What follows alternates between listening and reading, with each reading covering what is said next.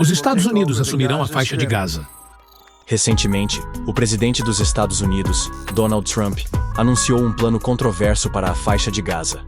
A proposta envolve a remoção completa dos atuais habitantes palestinos, com sua realocação temporária em países vizinhos, como Egito e Jordânia, durante a reconstrução da área.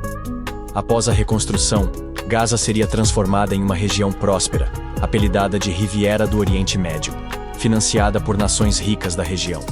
Mas o que é a faixa de Gaza e por que tanto interesse nesse território? No vídeo de hoje, vamos explicar de forma clara e objetiva o que é a faixa de Gaza, abordando a criação do Estado de Israel, o plano de partição da Palestina, o bloqueio imposto por Israel e Egito, além do papel e das características do grupo Hamas.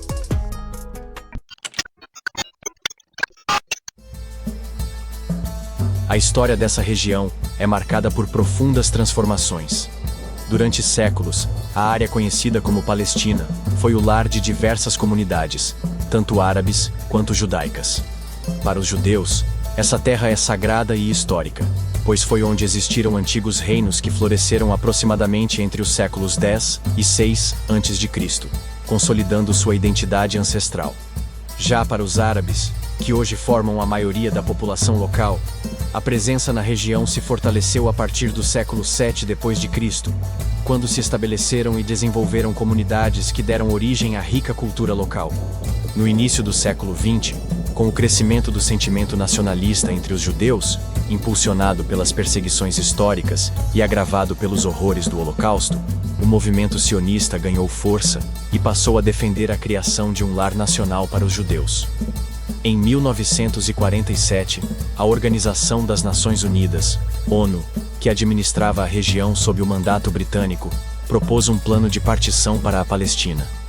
Esse plano visava dividir o território em dois estados independentes, um para os judeus e outro para os árabes, justamente porque a Palestina já era a terra historicamente habitada e disputada por ambos os grupos. Criar um novo país em outro território não levaria em conta as raízes profundas e a identidade construída por essas comunidades ao longo dos séculos. No dia 14 de maio de 1948, foi declarado o Estado de Israel.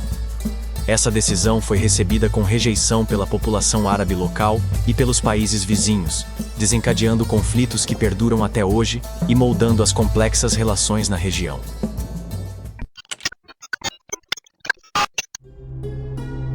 A faixa de Gaza, com cerca de 360 km² e aproximadamente 2 milhões de habitantes, enfrenta enormes desafios devido aos bloqueios impostos por Israel e Egito. Para se ter uma ideia do quão compacta e densa essa região é, podemos compará-la a Curitiba, capital do Paraná, que ocupa cerca de 430 km² e possui uma população próxima de 2 milhões de habitantes.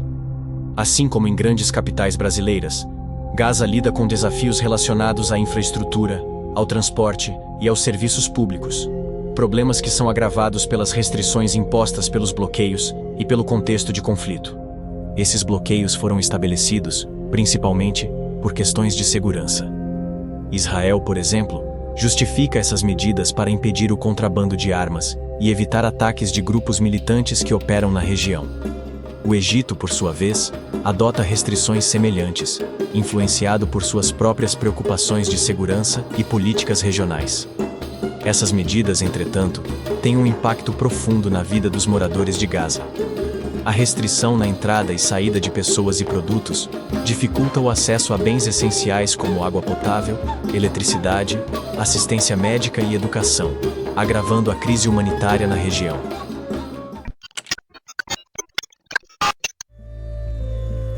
O Hamas, cujo nome completo é Harakat al-Muqawamah al-Islamiyya, Movimento de Resistência Islâmica, foi fundado em 1987, durante a primeira Intifada, um levante popular dos palestinos contra a ocupação israelense.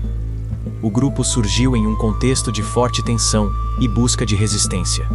É importante destacar que o Hamas é designado como organização terrorista por países como os Estados Unidos, União Europeia, Canadá e Israel.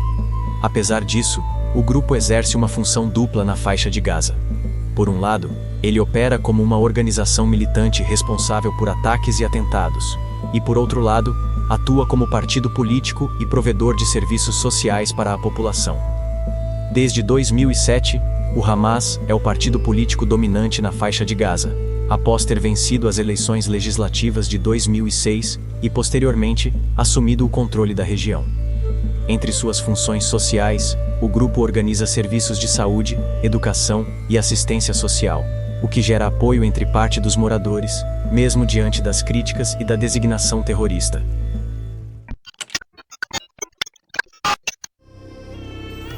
Em 7 de outubro de 2023, o Hamas lançou um ataque surpresa contra Israel, envolvendo o disparo de milhares de foguetes e incursões terrestres em comunidades israelenses.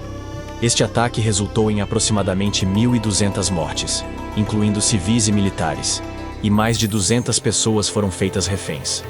A comunidade internacional condenou amplamente o ataque, e Israel respondeu com uma ofensiva militar significativa na faixa de Gaza. A resposta israelense incluiu bombardeios intensivos e operações terrestres, visando infraestruturas do Hamas.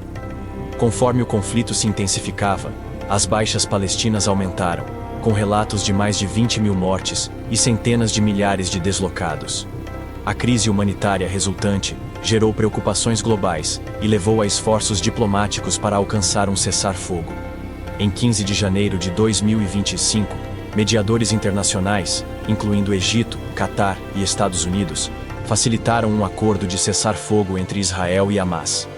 A primeira fase, com duração de 6 semanas, envolveu a libertação de 33 reféns israelenses em troca de 1.904 prisioneiros palestinos.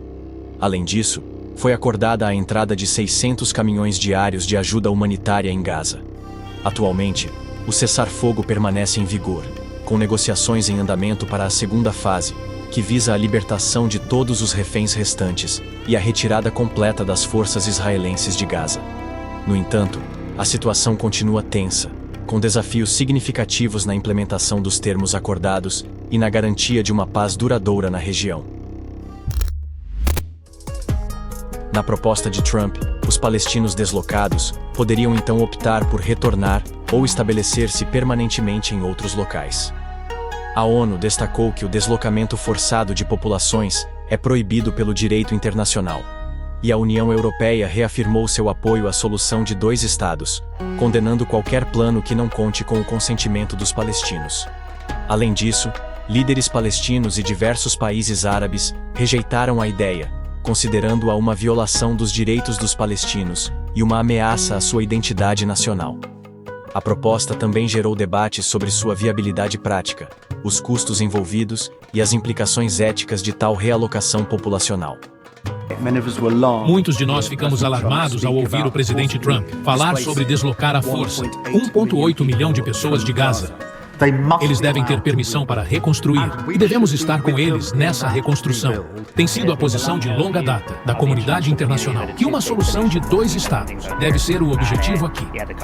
O apoio do governo australiano e uma base bipartidária, uma solução de 2 estados.